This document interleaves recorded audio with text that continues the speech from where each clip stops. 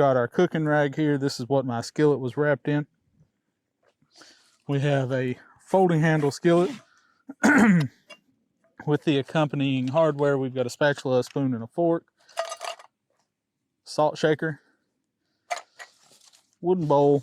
And that's what we're going to eat out of. We got a few green onions. Bell pepper.